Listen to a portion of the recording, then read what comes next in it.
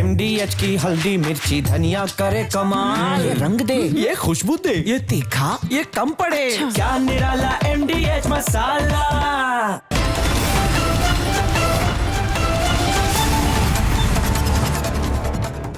नमस्कार, बहुत स्वागत है आपका। मैं हूं आपके साथ सुमित झा।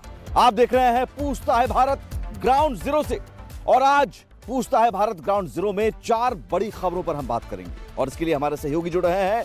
राजकोट से हमारे साथ जुड़े हैं विवेक श्रीवास्तव, और साथ ही लखनऊ से आदर्श, पौड़ी गढ़वाल से जतिन भी जुड़ेंगे।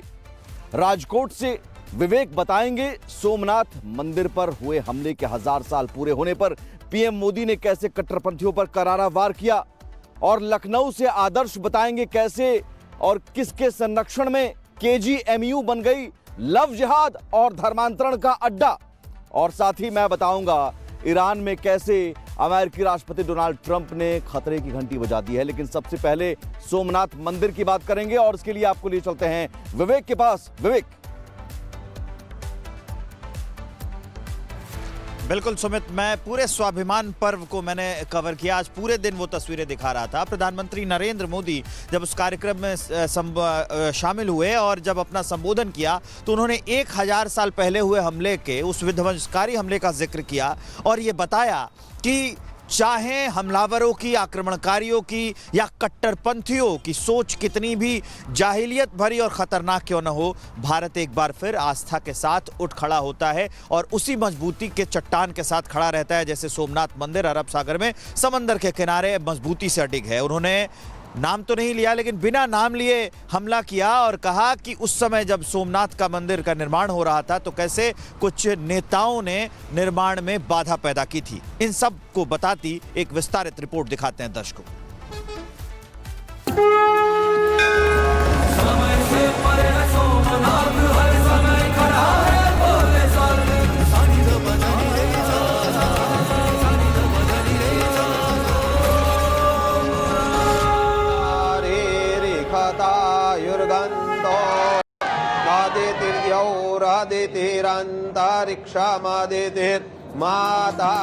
सोमनाथ मंदिर पर फहरा रही ये ध्वजा हिंदुस्तान के शौर्य का प्रतीक है। ये प्रतीक है उस अदम्य साहस का जो इस्लामी आक्रमणकारियों के सामने न 1000 साल पहले कम हुआ था और न आज कम है। ये मोक्ष का द्वार है। कहा गया है सोमलिंगम नरोत्वष्टा सर्व पापहि प्रमुच्यते, यानी सोमनाथ के दर्शन मात्र से मनुष्य सभी पापों से मुक्त हो जाता है।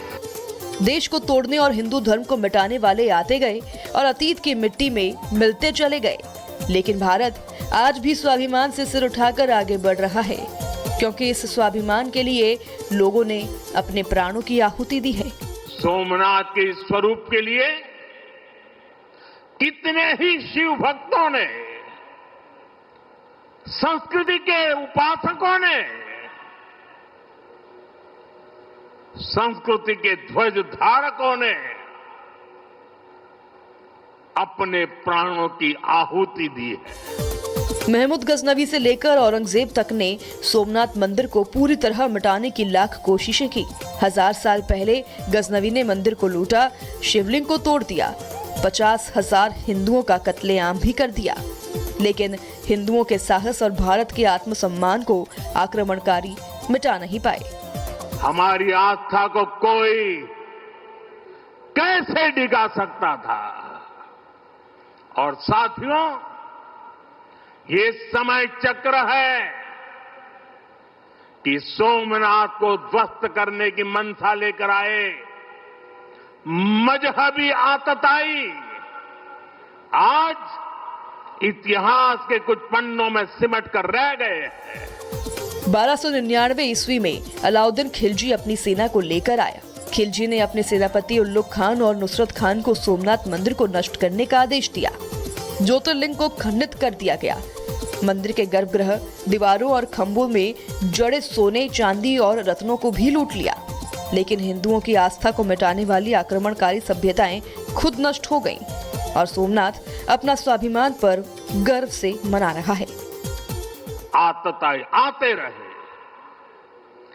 मजहबी आतंक के नए नए आक्रमण होते रहे, लेकिन हर युग में सोमनाथ पुनः पुनः स्थापित होता रहा।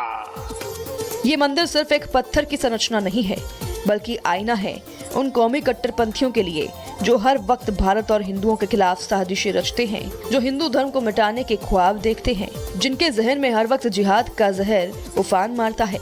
लेकिन कट्टरपंथियों की तलवारों में इतनी ताकत नहीं कि वो हिंदू आस्था से जीत पाए। उन्हें लग रहा था कि उनकी तलवार सनातन सोमनाथ को जीत रही है। वो मजहबी कट्टरपंथी ये नहीं समझ पाए कि जिस सोमनाथ को वो नष्ट करना चाहते हैं, उनके नाम में ही सोम अर्थात अमृत जुड़ा हुआ है। उसमें हलाहल को पीकर भी अमर रहने का विचार जुड़ा है।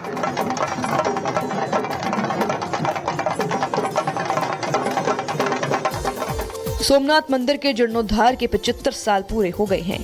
साल 1951 में जब जीर्णोद्धार शुरू हुआ, तब भी महादेव की विरासत के पुनर्निर्माण को रोकने की कोशिश की गई थी। जब सरदार वल्लभ भाई पटेल ने सोमनाथ के पुनर्निर्माण की शपथ ली, तो उन्हें भी रोकने की कोशिश की गई। 1951 में तत्कालीन राष्ट्रपति डॉक्टर राजेंद्र प्रसाद के यहां आने पर भी आपत्ति जताई गई।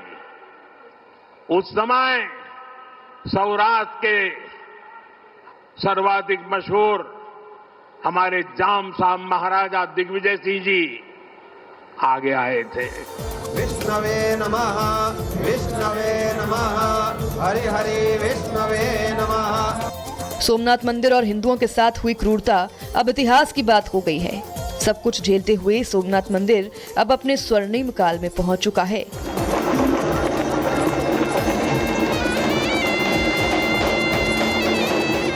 आज से 11 जनवरी के बीच सोमनाथ में सोमनाथ स्वाभिमान पर्व मनाया गया है, क्योंकि एक तरफ मंदिर पर विनाशकारी हमले के 1000 साल पूरे हुए हैं, तो वहीं दूसरी तरफ मंदिर के आधुनिक जीर्णोद्धार के 75 साल भी पूरे हो गए हैं। प्रधानमंत्री मोदी ने इस दौरान सदियों तक मंदिर की रक्षा के लिए जिन योद्धाओं ने अपने प्राणों की आहुति दी, उन्हें याद किया। साथ ही कट्टरपंथी सोच पर प्रहार करते हुए ये भी बता दिया कि भारत रुकने, झुकने और मिटने वाला नहीं है। ओम नमः पार्वती पतये हर हर महादेव हर श्री सोमनाथ महादेव की। और अब बात उत्तराखंड की। पौड़ी गढ़वाल की खूबसूरत पहाड़ियों में 18 सितंबर 2022 की वो तारीख जब एक मासूम लड़की की हत्या कर दी गई। उस हत्याकांड ने झकझोर कर रख दिया न सिर्फ उत्तराखंड को बल्कि पूरे देश भर को। और अब 2026 है, लेकिन इंसाफ की मांग आज भी उठ रही है। आज भी उत्तराखंड में बंद बुलाया गया ताकि अंकिता भंडारी को इंसाफ मिल सके। और सवाल अभी भी बना हुआ है कि वो वीआईपी कौन है, इस हत्याकांड के पीछे वो वीआईपी कौन है, उसका नाम कब उजागर होगा। हालांकि उत्तराखंड की धामी सरकार ने सीबीआई जांच की सिफारिश कर दी है, लेकिन सवालों के जवाब अभी भी मिलने बाकी हैं। और यही वजह है कि लोगों का गुस्सा सड़कों पर दिखा, बंद का मिला जुला असर भी दिखा। लोग एक ही मांग कर रहे हैं, अंकिता भंडारी को इंसाफ और पूरा इंसाफ मिले और उस वीआईपी का नाम उजागर हो। एक रिपोर्ट आपको दिखाते हैं।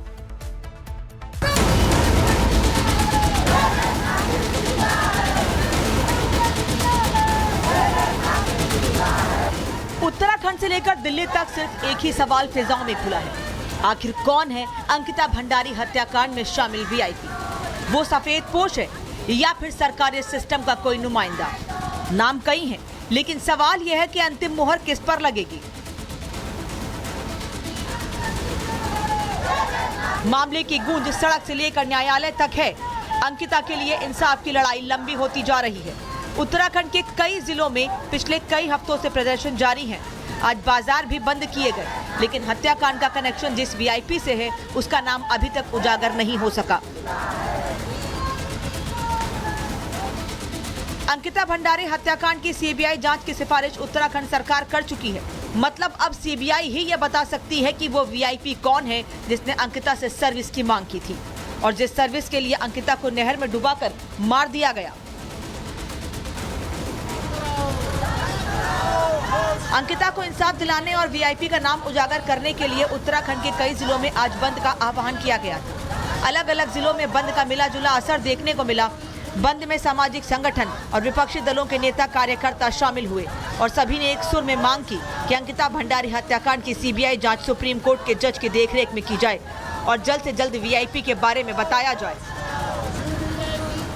देहरादून में इस वक्त मैं मौजूद हूँ और तस्वीरें आप देखेंगे, एक तरफ प्रोटेस्टर्स प्रोटेस्ट कर रहे हैं अंकिता को न्याय दिलाने के लिए, वही आज उत्तराखंड बंद का आह्वान किया गया। लेकिन जो दुकानें खुली थी उन दुकानों के बाहर जब प्रदर्शन हुआ तो वो दुकानें भी अब आप देख रहे हैं कि जो दुकानदार है वो यहाँ पर शॉप्स बंद कर रहे हैं। दूसरी तरफ आप देखेंगे तमाम जो प्रोटेस्टर्स सिर्फ अनुरोध कर रहे हैं कि दुकानें आप यहाँ पर अपनी बंद कर दीजिए, दोपहर 2 बजे तक के लिए बंद कर दीजिए। और वही तस्वीर आप यहाँ पर देख रहे हैं कि प्रोटेस्टर्स के उसको बोलने पर जो दुकानें हैं वो यहाँ पर बंद कर रहे हैं। 18 सितंबर 2022 को अंकिता की हत्या की गई थी। पुलिस और एसआईटी तो हत्याकांड में किसी वीआईपी के शामिल होने से मना करती रही, लेकिन अभिनेत्री उर्मिला सनावर ने ऑडियो जारी कर कई लोगों पर आरोप लगा दिए, जिसके बाद मामले ने एक बार फिर तूल पकड़ लिया और उत्तराखंड सरकार को सीबीआई जांच की सिफारिश करनी पड़ी। लेकिन सीबीआई जांच की सिफारिश के बावजूद लोगों का आक्रोश कम नहीं हो रहा है। आप लोग क्या बंद कर रहे हैं दुकानें प्रोटेस्ट को देखते हुए? सर देखो, सपोर्ट तो पूरा है, उनका सपोर्ट हम भी करेंगे।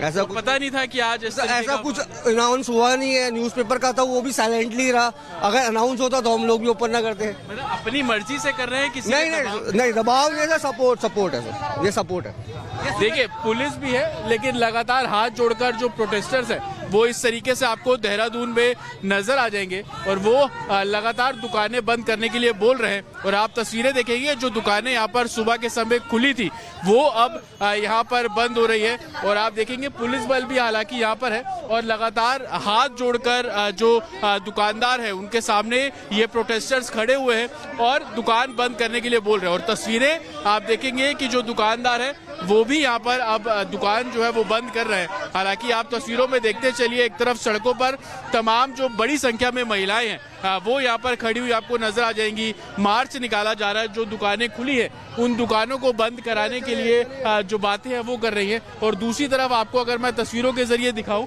तो आप क्या शांतिपूर्ण तरीके से देखिए, हम इनसे अनुरोध कर रहे हैं, शांतिपूर्ण तरीके से ही बंद का आह्वान किया गया है। हम कोई जोर जबरदस्ती नहीं कर रहे हैं। हम कह रहे हैं कि एक दिन अंकिता के लिए आप बंद कीजिए, पूरा पहाड़ बंद है। दरअसल 22 दिसंबर 2025 को अभिनेत्री उर्मिला सनावर ने सोशल मीडिया पर पहला ऑडियो जारी किया और दावा किया कि वो अंकिता हत्याकांड के कथित वीआईपी का नाम जानती हैं और इसके पुख्ता सबूत भी हैं।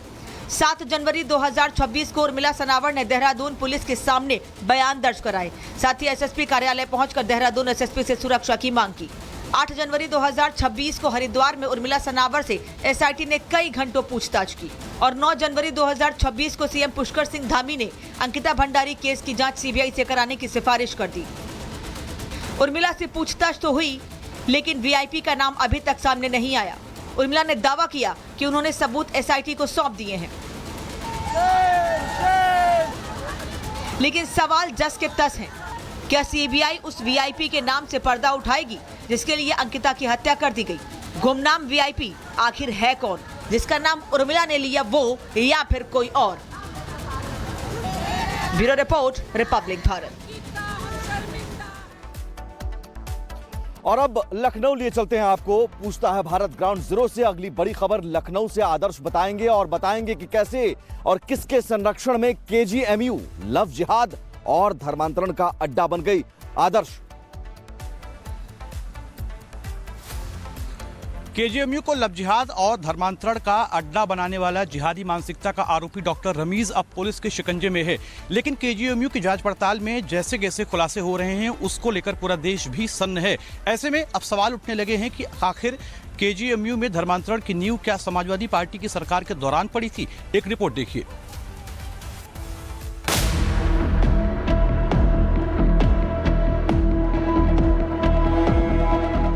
जो भी इसमें लिप्त पाया जाएगा, सख्ती के साथ उससे निपटने का काम करने का प्रयास हम लोग कर रहे हैं। उत्तर प्रदेश में धर्मांतरण के खिलाफ सीएम योगी कई बार सख्त तेवर दिखा चुके हैं। सीएम योगी कह चुके हैं कि धर्मांतरण गैंग राष्ट्र के लिए खतरा है।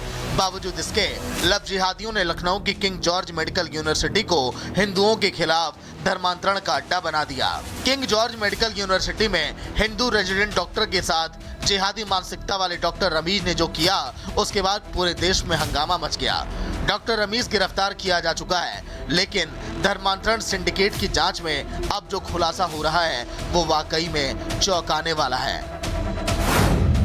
सूत्रों के मुताबिक धर्मांतरण कांड की जांच में यूनिवर्सिटी के कई एचओडी का नाम भी सामने आ रहा है। इतना ही नहीं, संदेह के घेरे में वाइस चांसलर का दफ्तर भी आ चुका है। दावा किया जा रहा है कि केजीएमयू में अपराधियों और धर्मांतरण गतिविधियों को चलाने वालों पर कोई भी एक्शन नहीं लिया जाता था।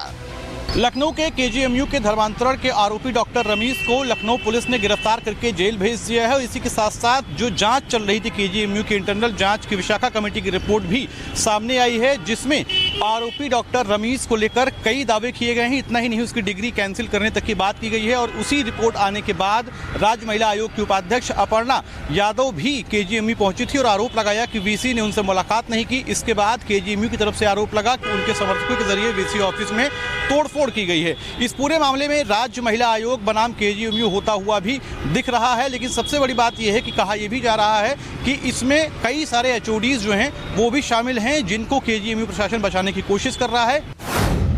अब सवाल यह है कि केजीएमयू को लव जिहाद का गढ़ किसने बनने दिया?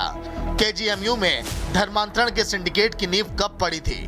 अगर शिकायतें मिलती थी तो यूनिवर्सिटी में कौन है जो शिकायतों की फाइल को दबा देता था? और सबसे बड़ा सवाल यह है कि केजीएमयू में लव जिहाद के इस नेटवर्क का सरगना कौन है? केवल एक सवाल है कि क्या उसके साथ और भी कोई ऐसा इन्वॉल्व है या ये जो वो काम कर रहा था इसकी जानकारी और किसी को है कि नहीं इस विश्वविद्यालय में? इतना ही जानना हमें, इतना ही जानना। और क्या यह भी जानना है कि वो किसी के चंगुल में तो नहीं है, किसी ने उसको ब्रेन वॉश तो नहीं किया है कि वो हिंदू डॉक्टर या हिंदू लड़कियों को ही टारगेट करे? ये तो काम पुलिस कर ही रही है। अच्छा, कर रही है। ये पुलिस का यही काम है। हमारा काम ये कि अगर हमारे यहाँ का कोई व्यक्ति जिसको ये जानकारी हो और हमें न बता रहा हो, हमें उससे आइडेंटिफाई करना। सूत्रों के मुताबिक समाजवादी पार्टी की सरकार के कार्यकाल में केजीएमयू को धर्मांतरण के अड्डे में तब्दील कर दिया गया था। दावा है इस दौरान हिंदू लड़कियां धर्मांतरण की गतिविधि की शिकायत करती थी तो धर्मांतरण जैसे कलंक पर केजीएमयू प्रशासन चुप्पी साध लेता था। हमारे लोगों का धर्मांतरण कराना ये गैर कानूनी और गलत है, इस पर तो सख्त कार्रवाई होनी चाहिए। और कोई विज्ञान का आदमी, कोई पढ़ा लिखा आदमी इस तरह से अंधा बन के धर्मांतरण में लगा रहा है, ये और गलत है, ये कलंक है। और उसमें जो भी लिप्त हो जांच होना चाहिए, जो लिप्त हो उनके खिलाफ कार्रवाई होनी चाहिए। और हमको लगता है कि हर सब आदमी कभी नहीं चाहेगा कि हमारे देश में कोई धर्मांतरण का क्रियाकलाप में रहे। और जो धर्मांतरण कराता है मान के चलो राष्ट्र विरोधी है और संस्कृति विरोधी है और देश विरोधी है, और इस तरीके से उनके खिलाफ तो बड़ी कार्रवाई होनी चाहिए। केजीएमयू के डॉक्टर रमीज से लगातार पूछताछ जारी है। पता लगाया जा रहा है कि फरार होने के बाद डॉक्टर रमीज किन ठिकानों पर गया था, किस किस से मिला था। जिहादी मानसिकता वाले डॉक्टर रमीज को छिपाने वाले भी पुलिस के रडार पर हैं। दावा किया जा रहा है कि फरारी के दौरान डॉक्टर रमीज ने अपने पुराने मोबाइल की हिस्ट्री और व्हाट्सएप चैट तक डिलीट करके कहीं फेंक दिया था और नया मोबाइल खरीद लिया था। सवाल यह है कि डॉक्टर रमीज के मोबाइल में क्या धर्मांतरण सिंडिकेट का पूरा हिसाब किताब था? केजीएमयू पर अब सबसे बड़े एक्शन की तैयारी हो रही है। धर्मांतरण के सिंडिकेट से जुड़े यूनिवर्सिटी के कई चेहरों की धूल जल्द ही साफ हो सकती है, क्योंकि सीएम योगी ने साफ कह दिया है कि लव जिहाद की पाठशाला यूपी में नहीं चलेगी। हाल ही में सीएम योगी ने पुलिस अधिकारियों को आदेश दिया था कि एआई तकनीक का इस्तेमाल कर विदेशों से फंड पा रहे धर्मांतरण गिरोह पर शिकंजा कसा जाए। सीएम योगी ने धर्मांतरण के नेटवर्क को पूरी तरह नेस्तनाबूद करने के आदेश अब दे रखे हैं। लव जिहाद के खिलाफ भी हमारा एक विधेयक पास हुआ है। जो भी इसमें लिप्त पाया जाएगा, सख्ती के साथ उससे निपटने का काम करने का प्रयास हम लोग कर रहे हैं। और इसी के साथ पूछता है भारत ग्राउंड जीरो में आज फिलहाल इतना ही। मेरे दो सहयोगी विवेक श्रीवास्तव और लखनऊ से आदर्श जुड़े हुए थे। आप दोनों का बहुत शुक्रिया। कल फिर हाजिर होंगे पूछता है भारत ग्राउंड जीरो में कई बड़ी खबरों के साथ। तब तक के लिए इजाजत दीजिए, नमस्कार।